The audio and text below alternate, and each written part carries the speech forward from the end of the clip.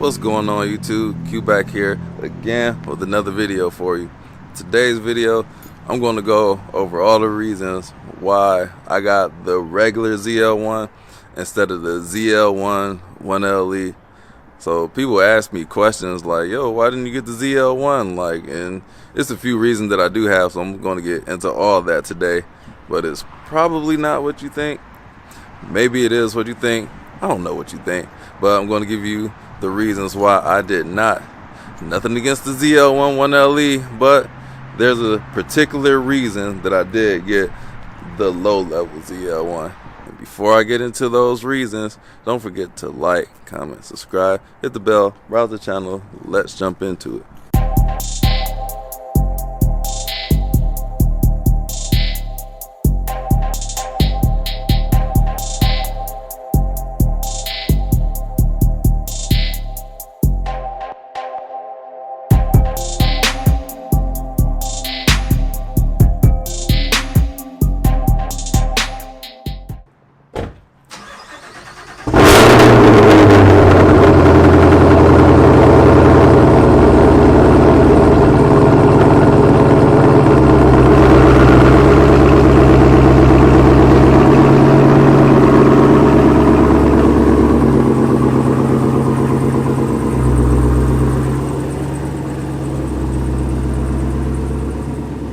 Alright, so a quick backstory. So when I was ordering my Camaro, I don't know if my OG subscribers, they noticed I ordered from a different dealership, and at that dealership, somebody that works there, they were ordering one of these, but in a 1LE trim. So I went through that person and ordered my ZL1, but I ended up canceling that order. I ordered on Friday, and I canceled on a Monday, and I ordered this Camaro with Nate at Sarah Chevy in Southfield. Shout out to Nate. So the reason I canceled my first order is a couple reasons. I bought 2 cars through Nate already, so he's kind of like my Chevy sales guy, and I felt bad about it. And then another reason, I spoke to the other salesperson at the first dealership. The ZL1 1LE that they did have, they said it was a 10-speed automatic, and I don't want an automatic, only want manual. So with that, I wanted to test drive the ZL1 1LE, but since he had an automatic, I had no interest in test driving it. I just ended up canceling with him because I wanted to be able to compare the two. Like, they should be there around the same time. So I was going to test drive the 1LE and the regular ZL1 and compare the two, but I didn't get that opportunity. So here we are. And if you go back, I did do a video about a used ZL1.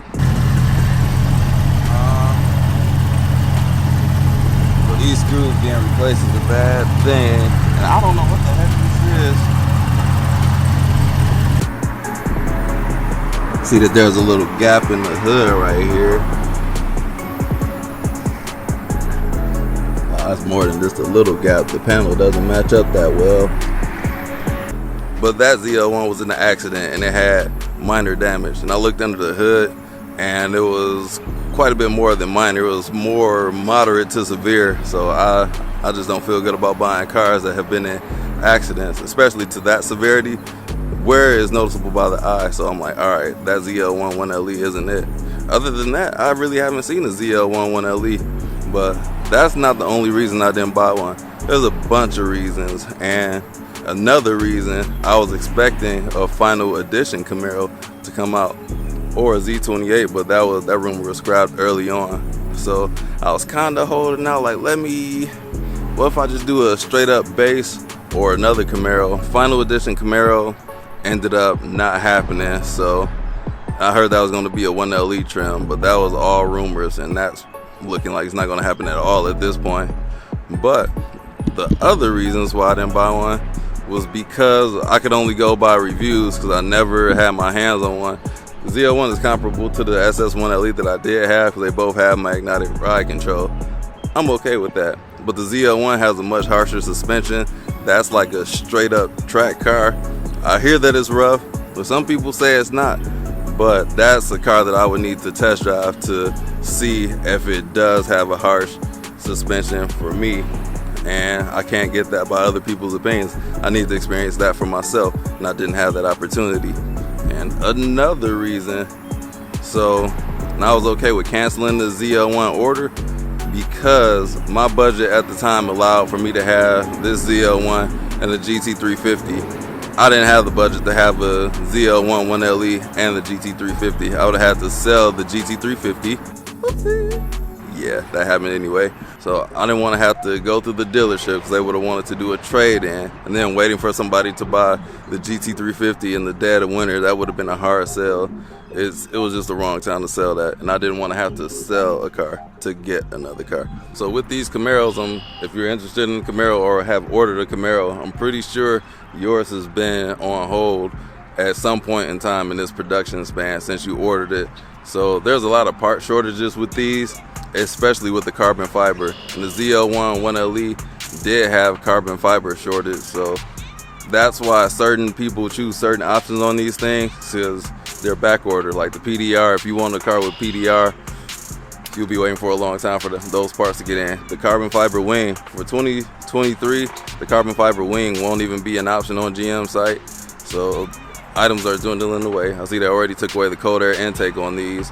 Yeah, so if I wanted a ZL1 1LE, I would have had to wait longer or just not getting it built. Because even this car, it had problems with getting built. For some reason, they didn't want to build it with the manual, because all the ones that I've seen that were built or in transit, they were all automatic. I haven't. Mine is the first one with the manual that I have seen, and I didn't get mine until January. So there's that with the ZL1s, that is. Still haven't seen a 1LE, a 2022 1LE in person. So another thing with the Camaros, I wanted a sunroof. The ZL1 1LE doesn't come with the sunroof, so there's my sunroof. The 1LE doesn't have it. So there would have been a lot of compromises with the ZL1 1LE. In this car, I could have just ordered it straight up. There was a little bit of turbulence, but I got the car. The ZL1 1LE, there were some compromises to be made. So another thing that came up while I was waiting on this thing to get built, there was another Camaro that I really love. It's a 5th gen Camaro, the Z28 Camaro. Now I know I said the ZL1 1LE suspension is harsh. That one has a harsh suspension too. So I'm like, man, if I get this ZL1, I started to get that one over this one because I got tired of waiting. And that car was almost as much as this one. This car stickered at 68, 69,000. That Z28, it only had 3,000 miles on it, but it was $63,000. And that's a lot for a car from 2015 when I can get a ZL1 1LE for the same price range. Well, a used one for that price range. So it was, I don't know, it was so many things going on with these Camaros. I'm like, let me just get the regular one. If I grow tired of this one, now I have room to upgrade. But if I just fall in love with this car, then I'll just have this car. Because I ordered it the way I wanted it, with every option that I desired. Sunroof, seat belts, you know the whole spiel. Carbon fiber dashboard, manual transmission. Those are the things that I had to have. And I don't like harsh suspensions like that. Like, I just get headaches if it's my only car. And I would have had to sell the GT350 because that was like my grand tour compared between the two of these cars. And I just don't like the jarring rides. That's why my Fiesta ST, top 3 favorite car, but the suspension, stock suspension, was quite harsh, and that gets old pretty quick. Like every car that I had with a harsh suspension, those end up going fast. So those are the main reasons I got a lowly regular ZL1 instead of the ZL1 1LE. Would I love to have a ZL1 1LE? Yes. I think the ZL1 1LE looks better, especially with the canards it has going, the different front bumper, or is it just blacked out at the lower portion down there? That wing, I think I really just want the 1LE for the wing. Like, that wing transforms the car. So I'm probably gonna get one of those on this one. I don't know about the canards, so I don't want to be a knockoff ZL1 1LE like that. Yeah, who knows? I just need to test drive one. I couldn't buy that car sight unseen. That's $75,000 on a car where I read the reviews, I heard it over and over again, and a small minority of people say the suspension is okay for daily driving. But I just need to see for myself. That's something I'm not going to take somebody's word on, because it's a mixed bag of opinions. But I'm crazy enough to do it. I just got to know for sure though, like, yeah, this is the one, or nah, pass, I'm happy with this one. But if they do make that final edition, who knows what I'll do? I don't even know. Like right now, it's the perfect time. If they were doing it for 2023, I could have ordered the final edition, sold this, and then got the final edition and made a profit on this one. But that's not the reality right now. Who knows what it will be next year? Probably not the same. Car market that has been insane. That's why that Z28, it just didn't make sense to me. All these used cars, to be honest, are insane, and that's why I'm like staying away from used cars. Everything new right now. That's why I ended up with the regular ZL1. Now, I feel like I made the right choice. I feel right at home in the ZL1 because the suspension feels similarly to the SS1LE that I did have in the past, and I'm very comfortable in it. The car is comfortable. It's got magnetic ride control, and that's an awesome suspension. It's soft when you want it to be soft, and when you put it in track mode, it just doesn't move at all. It's like no body roll, and the steering is really hard. But there's that.